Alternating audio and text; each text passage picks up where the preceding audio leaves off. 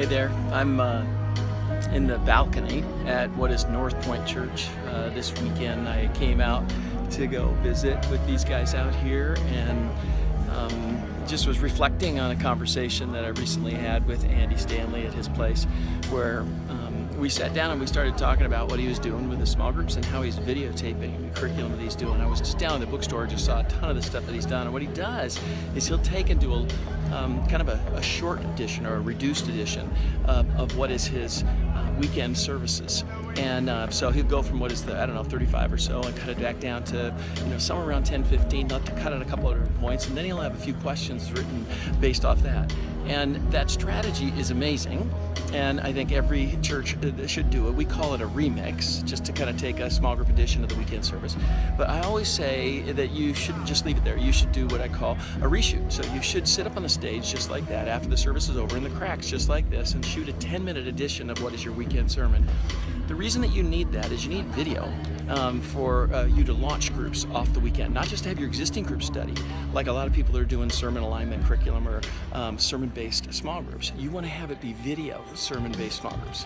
This is a huge thing because you can catalyze groups 52 weeks a year. But when I was talking to Andy, I said, doing it the way you're doing it makes sense. It doesn't take as much work on your part. You basically preach your heart out, or preach your heart out and then go ahead and deliver it. I said, but you're leaving cards on the table, because what you could do is you lose the effect, or what we call the Mona Lisa effect. So if he goes over here or over here, the bottom line is those of you in the living room feel like you're still connected to Andy. So Mona Lisa's look direct at the camera, and so it always feels like you're there. This is a huge principle that we have learned with churches, and so he was kind of challenged by it. A very stimulating conversation / kind of edge, but he said, hey, I'd like to talk about it further. And so he said, why don't you come on out? So I came on out. Anyway, I'm not sure what God's doing with all this, but just feel honored and privileged to be connected with these guys in any way. I just know that someday I'd love to be able to, take the conversation to the next level and, maybe do something, partner with these guys. What we are doing now is he said, he's got one of the largest churches in America, top 5. And we work with 7 of the 10, and I've never actually worked with these guys, and then 50 of the top 100. So it's been fascinating over the years. I've always wanted to.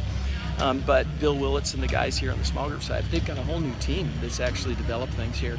But we're now partnering with so many mega churches, or multi-site churches, because they want to get everybody on the same page. What they have is they typically have the weekend, which is unbelievable, and they'll either have it be something that people will pick up or they'll do it delayed. But now what's going on is the churches, when I move around, there's some people coming in. But now what we're doing is we're doing video-based curriculum and church-wide custom campaigns that gets everybody on the same page. So for multi-site churches, it's just a huge breakthrough because they get quality and consistency there in the middle of the week, and we're kind of calling it the new midweek service. And so we're doing common leadership training between all the multi-site campuses, but we're producing, like for Bayside Church, 4 different curriculum all year long: a starter campaign, a sustainer campaign, a strengthening series, and ultimately what is a seeker series. So okay, come up, goes down a little bit, and then goes up. And so, I just was talking with Josh Surratt, where it looks like we may be helping them out again out at Seacoast, and they have 15 campuses trying to get them on the same site.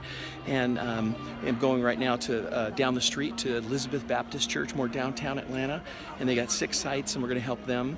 Last night, and it's an African American church, 95% African American. These guys, 95%, probably not that pure, but more Caucasian.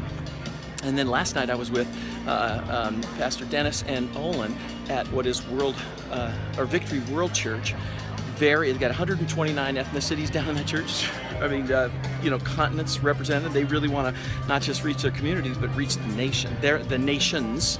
And then I was at Joel Hunter's place in Florida producing his kind of a new curriculum format that we do called the Town Hall, which you get people from all the campuses, all the campus pastors, and produce a series that they all feel like it's all for one for all. That ownership is there.